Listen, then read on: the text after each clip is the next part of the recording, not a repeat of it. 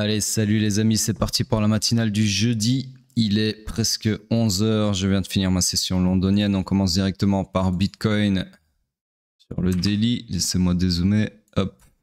Donc, structure toujours haussière, structure interne toujours baissière, order flow toujours haussier ici.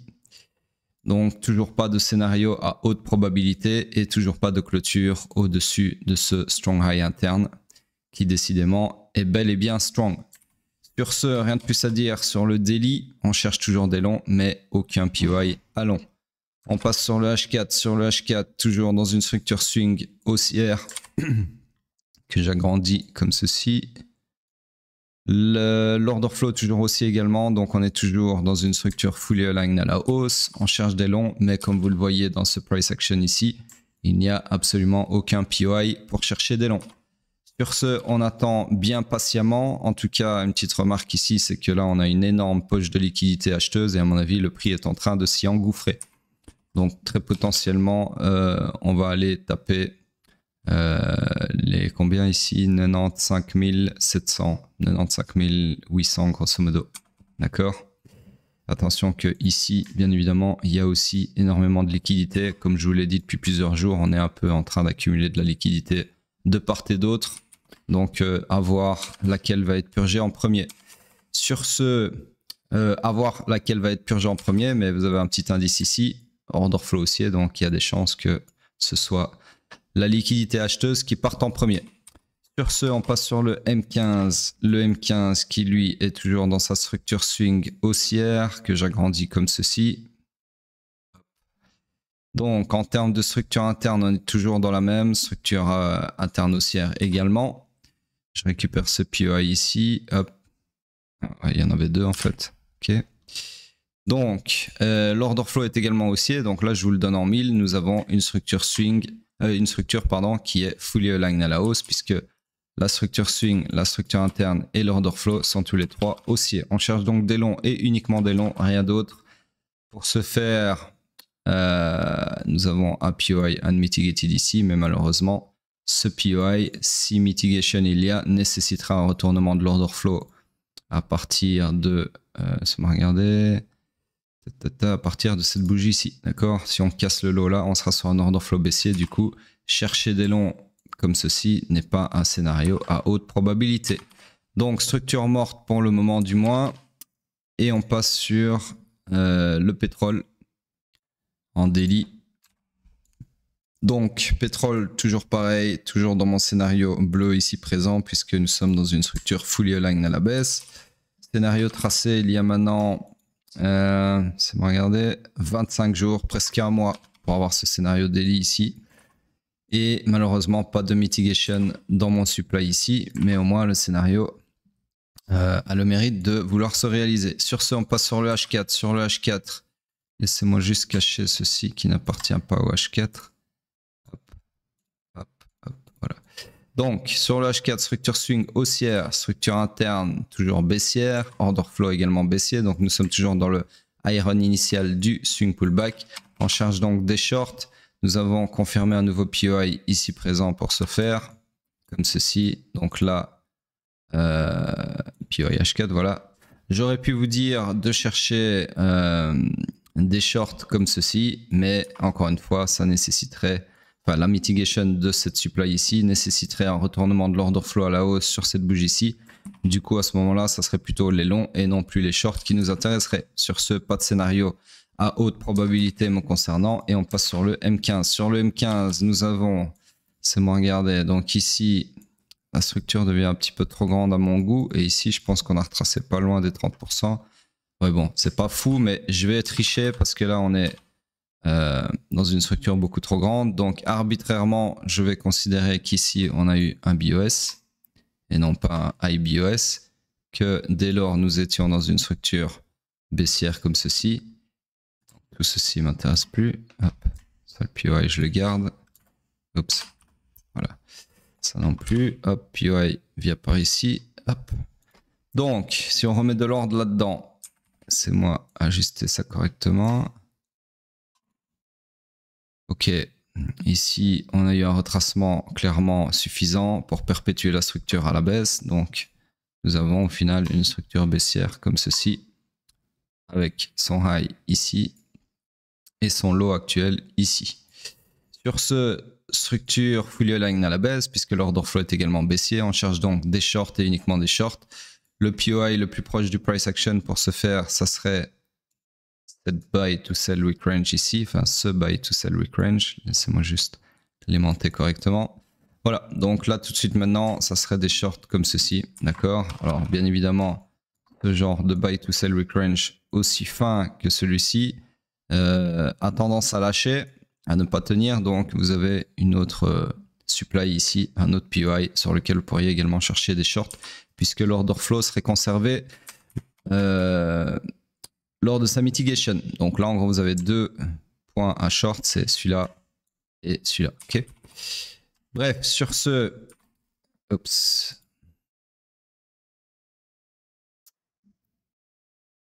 Donc je disais, sur ce, laissez-moi, voilà, clavier qui fait des siennes, donc laissez-moi remettre ça correctement et on passe sur hype. Sur hype en daily, où est-ce qu'il est hype ici? Hop, daily. Donc hype toujours, c'est moi mesurer d'abord le retracement ici. Ok, pas encore de retracement à 30%, donc ma structure ne fait que s'agrandir. L'order flow est repassé haussier hier, d'accord, si je ne m'abuse. Hier, on était toujours sur un order flow baissier, ouais. Donc, souvenez-vous de ce que je vous ai dit il y a déjà maintenant plusieurs jours.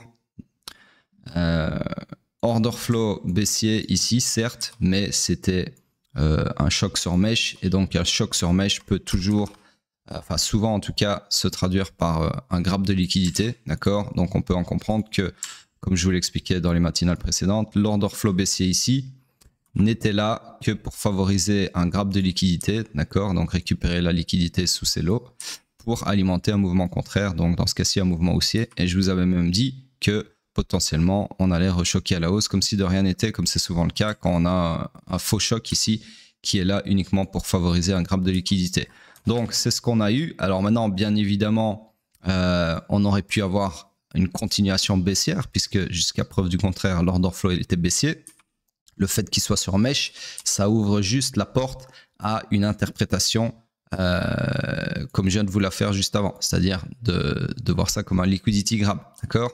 Ce qui confirme le fait que ce n'est pas un liquidity grab, parce qu'on aurait pu le confirmer, ça aurait été d'avoir ce que j'appelle moi un follow through, c'est-à-dire une bougie qui clôture son corps, faire ça bien, hop, sous le point de choc, donc sous la ligne jaune en pointillé, d'accord? Chose qu'on n'a pas eu, du coup, tant qu'on n'a pas eu de follow-through, le choc ici est d'une pertinence moindre, puisqu'il peut être, comme je viens de le dire 1000 fois, un grab de liquidité. Bref, tout ça pour dire que je ne dis pas que je savais que c'était un grab de liquidité à 1000%, mais il y avait une suspicion depuis plusieurs jours que ça le soit, et cette suspicion aurait pu être enlevée avec la bougie rouge que je viens d'effacer, mais qu'on n'a jamais eu. Donc, par définition, ici, il faut bien comprendre la nuance, okay, de l'analyse.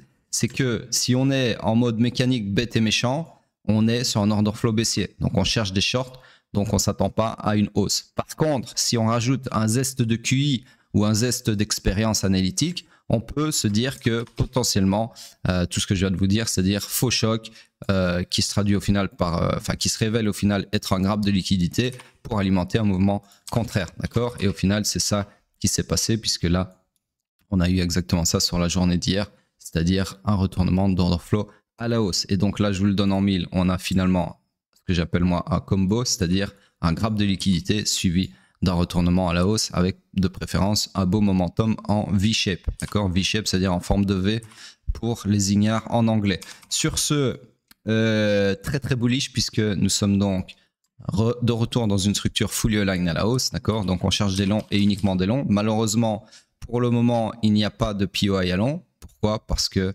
il y en a un qui est en train de se confirmer ici, bien évidemment, cette demande, mais elle ne sera pas confirmée avant les 15 prochaines heures si on clôture en laissant le FVG ici présent, d'accord? Donc pour le moment, je vais laisser ça comme ça puisque je peux rien vous tracer de plus, ok? laissez-moi juste fermer ceci, voilà.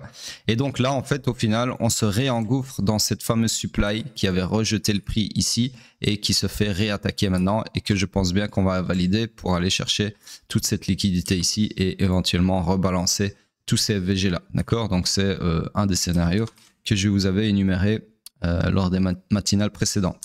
Bref, au risque de me répéter ici, quand je dis ça, que je vous avais dit blablabla, c'est pas pour souligner le fait que j'avais vu venir quoi que ce soit, c'est pour souligner le fait que ce scénario qui était sur la table est potentiellement en train de se réaliser. Je suis pas en train de vous dire, vous voyez, j'avais raison, blablabla. Ça, encore une fois, c'est pas le but du jeu, d'accord? Le but du jeu, c'est de faire du fric en exploitant des scénarios qui sont sur le point de se réaliser, d'accord, qui sont à haute probabilité. Le but du jeu n'a jamais été de faire le voyant ou d'essayer de retomber sur ses pattes en disant « Ouais, vous voyez, je vous l'avais dit, c'était un de mes 482 scénarios possibles. » Non, c'est pas ça, d'accord? Ça, c'est pas du tout le but du jeu et ça ne le sera jamais. Sur ce, en fait, c'est pour une analogie qui me vient en tête là tout de suite, c'est comme une course, d'accord? Le but d'une course, si on prend un rallye, c'est pas de prendre tous vos virages de façon parfaite et de savoir anticiper exactement l'inclinaison du virage, etc. à l'aide de votre copilote. Non, ça on s'en branle. C'est bien si vous le faites, mais c'est pas le but du jeu. Le but du jeu, c'est de gagner la course, d'accord? Donc ici, c'est pareil en trading. Le but du jeu, c'est pas de deviner ce qui va se passer, c'est de faire du fric, ok? Bref, sur ce, on passe sur le H4. Hop. Le H4, qu'est-ce qu'il nous a fait? Alors... oui, bah, on a eu mon scénario qui s'est réalisé parfaitement puisque ici, je vais vous refaire un petit replay.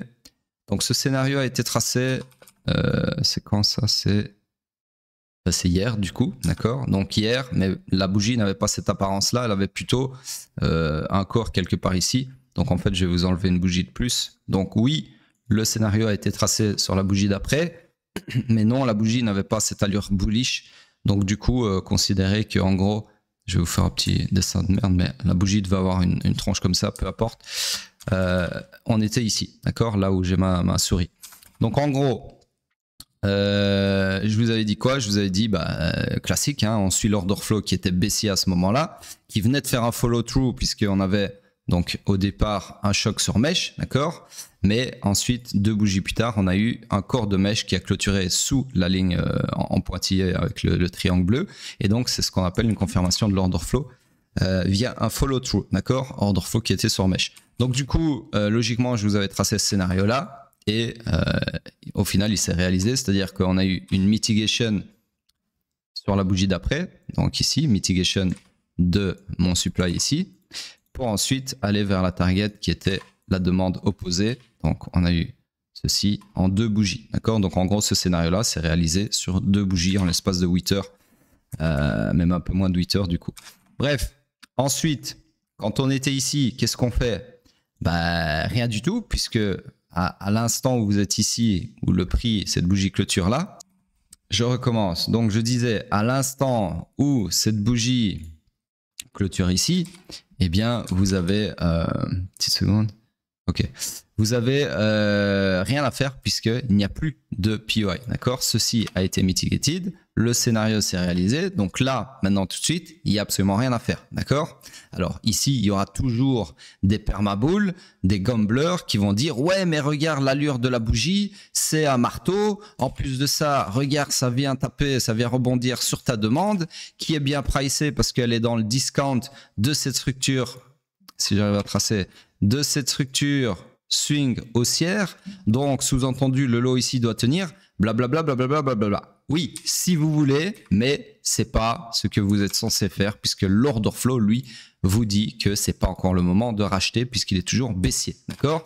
Donc au final, rien à faire selon moi ici et on attend simplement que le price action se développe un peu plus. Et si vous attendez 4 heures de plus, là, vous avez une confirmation avec un order flow qui se retourne à la hausse, d'accord? Et tout ce que vous vous êtes dit juste avant, c'est-à-dire rebond sur une demande, enfin plutôt bougie marteau, laissez-moi trouver l'outil, voilà, bougie marteau fulgurante sur une demande qui est super bien pricée dans une structure swing dont le strong low est censé tenir, là oui, là tout ça, ce que j'ai tracé en blanc, toutes ces confluences résonnent puisqu'elles sont alignées maintenant avec l'order flow. Or, quand l'order flow était toujours baissier, toutes ces confluences n'étaient que de l'opium avec un grand H. D'accord? Donc c'est ça qu'il faut bien comprendre en tant qu'analyste, c'est que oui, il y a des choses qu'on peut prévoir, d'accord, en deux mots, mais que vous ne pouvez pas exploiter tant que vous n'avez pas de confirmation. D'accord?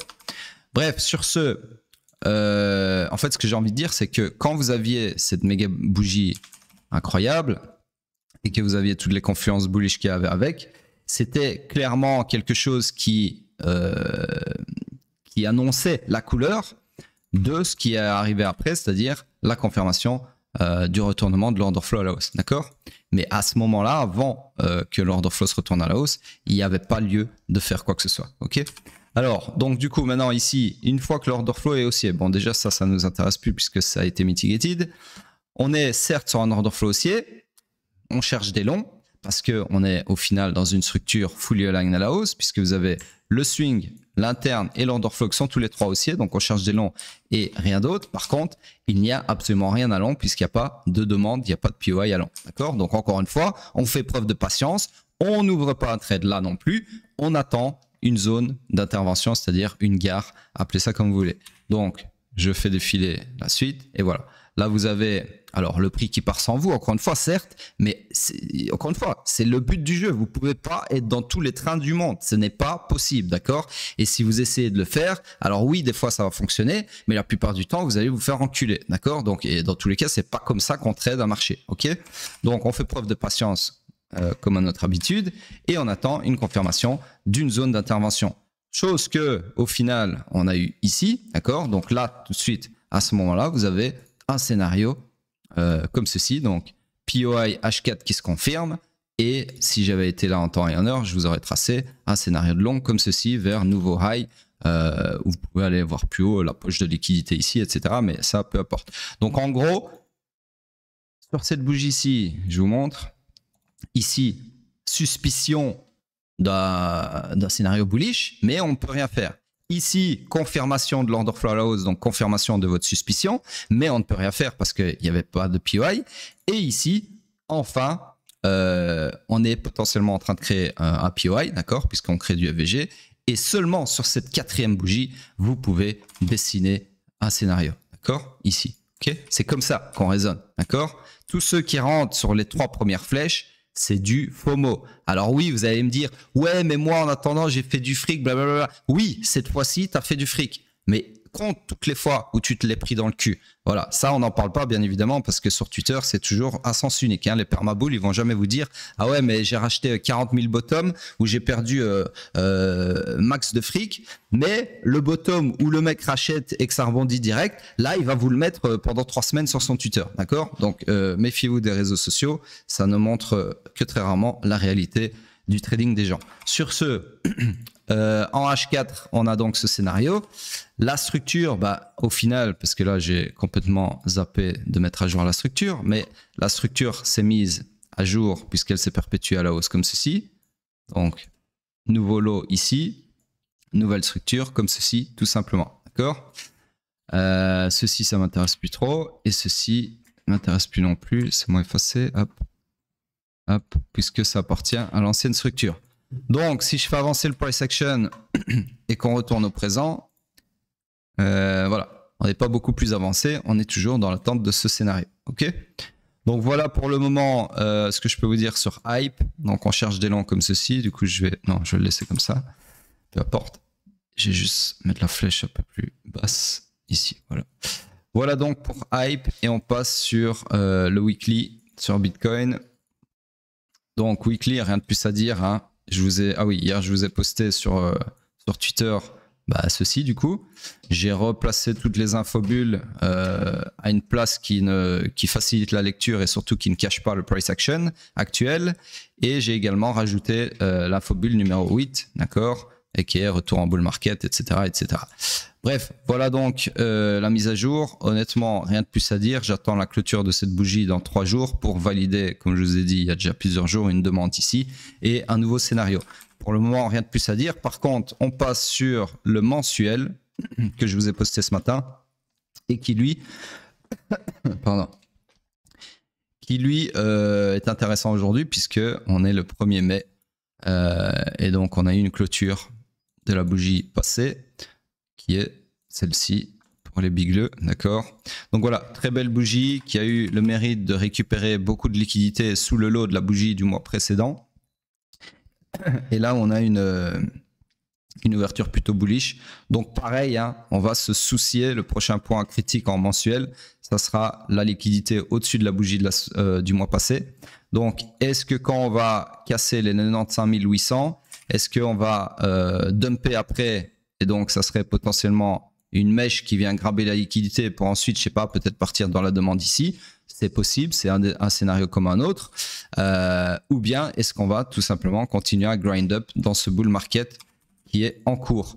Je ne sais pas, Mystery Bull de gomme. Par contre, vous avez la structure qui est haussière, l'order flow qui est toujours haussier aussi. Donc, il y a plus de probabilité en termes de structure, enfin, structurellement parlant, qu'on continue à grind up plutôt que d'avoir un truc comme je vous l'ai tracé avant. D'accord? Voilà. Toujours est-il que mon scénario bleu reste valide. C'est juste que là, pour le moment, on n'a pas eu de mitigation de la demande ici, d'accord, et j'espère personnellement qu'on n'en aura pas. Je préfère avoir un scénario qui va à sa target plutôt que ce scénario de mitigation se réalise, d'accord. Donc voilà, pour le moment, toujours là-dessus. Alors ici, la structure swing en mensuel. Alors il me manque, c'est curieux ça, il me manque des... C'est bizarre ça. Je vais remettre ça avec vous. Que normalement j'ai ceci, alors ça s'en fout. Non, ouais, voilà. Il me manque des segments, j'allais dire. C'est moi juste remettre ces segments. Donc, en gros, c'était un truc comme ça, ok. Bref, c'est pas très important. Du coup, j'ai oublié ce que je voulais dire. Qu'est-ce que j'allais vous dire? Ouais, j'allais dire que en fait, tout le price action qu'on a eu, c'est... Laissez-moi regarder. Laissez-moi compter plutôt. Hop. Voilà, 89 jours, ouais, bah, de toute façon, il y a 4 bougies, on va dire, on est le combien là? On est le premier, donc en gros, c'est 3 derniers mois, les 3 dernières bougies ici. Tout ça, c'est du complexe pullback, compris entre la jambe de hausse, compris dans la jambe de hausse, entre le low ici et le high, donc de cette jambe de hausse, si j'arrive à l'attraper, ici présente, d'accord? Donc en gros, ça veut dire quoi, le complexe pullback? Qu'il ne se passe pas grand-chose, c'est-à-dire que tout ça, c'est... Structurellement parlant, ça ne fait rien, ça ne change rien ni à la structure ni à l'order flow, puisque c'est une portion de price action qui est comprise dans une jambe ici. Donc, en gros, structurellement parlant, ça ne change aucun marqueur. Ok. Bref, c'est un détail pour ceux qui ne sont pas formés, mais ça a son importance pour ceux qui le sont. Sur ce, c'est tout pour le moment. On passe sur la dominance. La dominance qui continue de faire chier. J'attends impatiemment les 67%. Donc, un scénario qui vient de me venir en tête comme ça, qui serait plausible, je dis pas encore une fois que c'est ce qui va se passer, mais c'est qu'on continue à grind up la dominance jusqu'à 67%. Et comme par hasard, sur Bitcoin, ça pourrait nous amener, si je vais sur le weekly, voilà, ça pourrait correspondre à un nouvel all-time high. Et quand on a le nouvel all-time high, que Bitcoin a bien pump tout seul, eh bien, pourquoi pas on pourrait avoir sur la dominance le fameux rejet que tout le monde attend, et donc dans ce rejet les alt qui pump pour rattraper entre guillemets le retard sur Bitcoin, d'accord. Ça c'est un truc qui serait plausible. Bref, sur ce, laissez bien vos commentaires. Encore une fois, j'ai passé 23 minutes à vous expliquer la life, donc jouez le jeu, soyez pas ingrats, et sur ce je vous dis à plus tard.